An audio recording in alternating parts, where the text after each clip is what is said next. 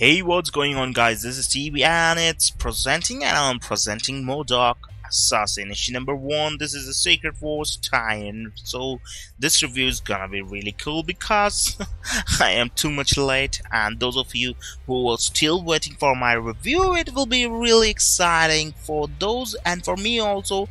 And a big apologize for you guys, that is, I'm apologizing to you, all of you, for being late this much. So I got a really good number of requests for M.O.D.O.K Assassin issue number 1 review. So here we go. I'm not gonna stop with this, and here we go with the review from comicvine.com by Undeadpool's Schroeder. So welcome to Killville. Hope you survived the experience, but probably you won't. So M.O.D.O.K's had a bumpy ride of late, from serious lethal threat to punchline to surprisingly sympathetic turncoat. He's become Marvel's favorite empty vessel this side of Deadpool, and that's not necessarily a bad thing, as the character is objectively completely absurd. He is a giant weaponized psychic head with tiny arms and legs. He is the definition of absurd. Chris Yost seems to understand this fact and learns into it in this issue without crossing into the full-on comedy territory that Alex got introduced with his Secret Avengers M.O.D.O.K. That's right, M.O.D.O.K is back, and he is lethal and doesn't care about the human cost.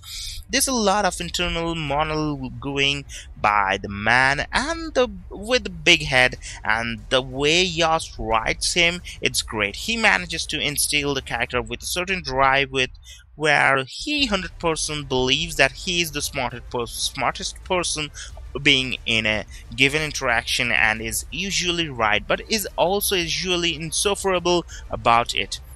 He's also got a grudge against God, and on Battleworld that means he has a grudge against someone very specific who likely won't be a fan of said grudge coming to light. So this is where the story is really changing the twist. But the bad things about this story is M.O.D.O.K is insufferable in this issue. That's obviously by design, but that doesn't automatically mean he becomes worth following over the course of several issues. One of the hardest things about making a villain-led book is that the villain often must be sympathetic or have some sort of motivation that makes him worth following. But M.O.D.O.K is just a jerk. He comes off like every jerk who uses big words without actually knowing what they mean and without anything to sympathize or connect with. The verdict from this one, what we get, is whether or not the protagonist is likable, he isn't, or there's some Puritan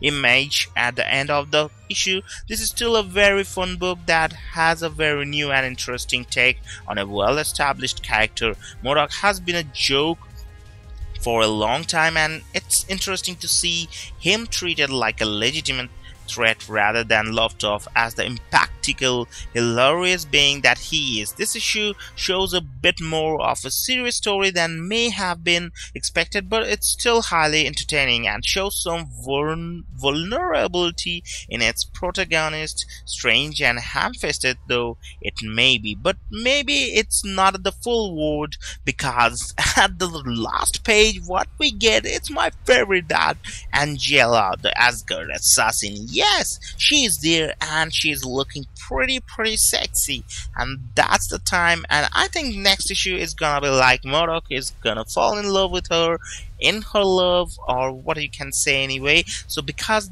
the next issue's name is Love at First Kill. So I hope you guys have liked it, and just go to the store, buy this book, and support the creators, and you will enjoy the book also. Have a great day. Don't forget to leave a like and subscribe for more amazing shows. Adios. Cheers!